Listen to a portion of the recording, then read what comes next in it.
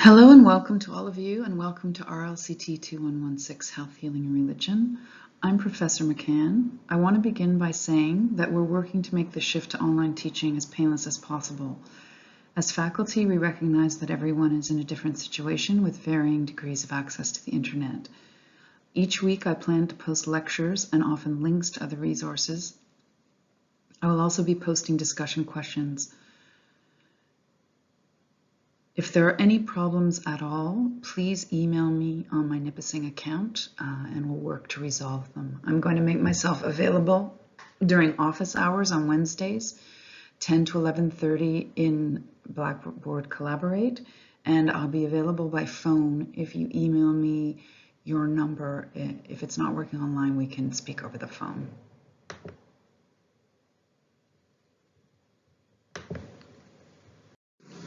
I'm going to start by going through the syllabus, which is posted on Blackboard.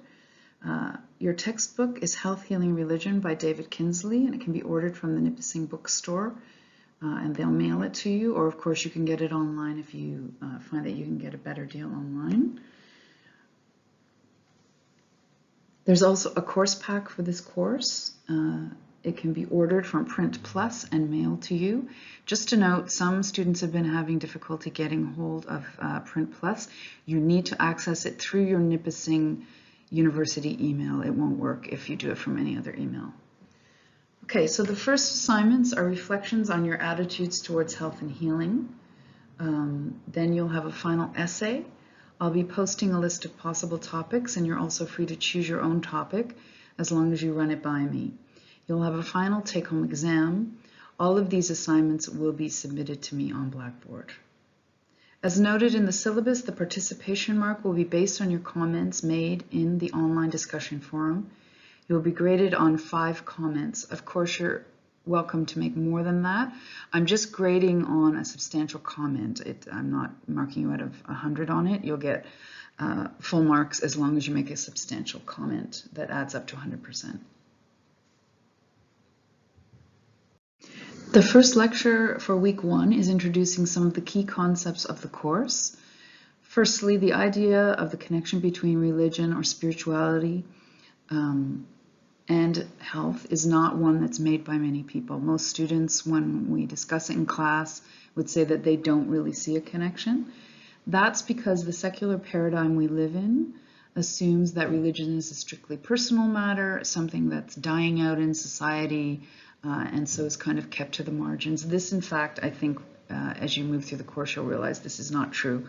It's certainly not true for many people in Canada, and it's not true throughout the world. But this is a very common attitude, I would say, among most Canadians. However, religious and spiritual ideas impact a person's attitudes towards all aspects of life, often unconsciously. So, for instance, their attitudes towards their body, their attitudes in politics, their attitudes towards the environment, and so on. In this course, we're going to be looking at examples from a number of the world's traditions from as far back as we can trace. Religious specialists have been involved in both mental and physical healing. In Indigenous culture, the shaman or medicine person is the one who knows how to work within the spirit realm. In Christianity, a substantial part of the New Testament is taken up with healing.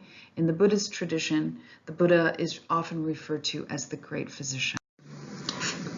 For many religious groups, taking care of community members, both physically and emotionally, is a vital part of living a religious life. In fact, research is showing that religious people, regardless of the religion, are mentally and physically healthier than those who don't have a religious practice and belief.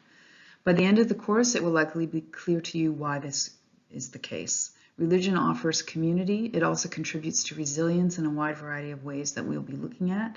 It also offers a wide variety of healing modalities. So these are some of the issues we'll be looking at as we move through this course.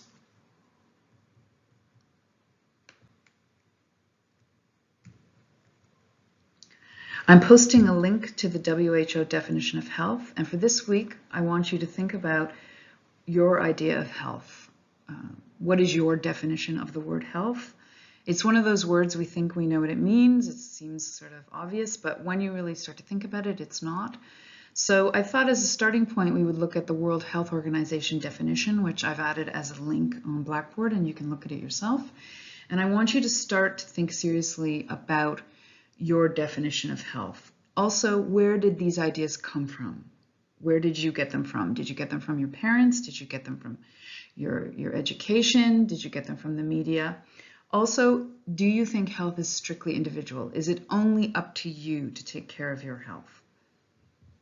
In the first reflection, I'm asking you to think of a metaphor or image for your own body. And I always say, don't overthink this. Go with that first picture that comes into your mind and write it down in a journal or on your computer where you can keep track of it, because I want you to be thinking about this over the course and then at the end and see if it stays the same. How we imagine our bodies is extremely important, as that directly conditions how we treat our bodies. If a body is simply a machine that may break down from time to time, you're going to look at it and treat it differently than if you, for instance, look at the body as a temple for the Holy Spirit or as a gift from your ancestors. So these are the issues I'd like you to think of this week. What is health? Where do those ideas come from? Are they strictly individual? And also, what is the metaphor for your body? How do you kind of feel and understand your own body?